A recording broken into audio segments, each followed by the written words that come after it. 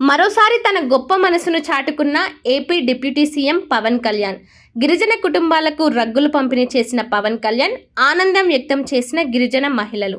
Power star Pawan Kalyan ఒకవైపు అగ్రనటుడిగా మూవీల్లో నటిస్తూనే మరోవైపు ఉప ముఖ్యమంత్రిగా ప్రజల సమస్యలపై నిత్యం స్పందిస్తున్నారు. ప్రజలకు అండగా నిలుస్తున్నారు. ఇటీవలి కాలంలో గిరిజనులపై జనసేన అధినేత పవన్ కళ్యాణ్ ప్రత్యేక శ్రద్ధ కనబరుస్తున్నారు.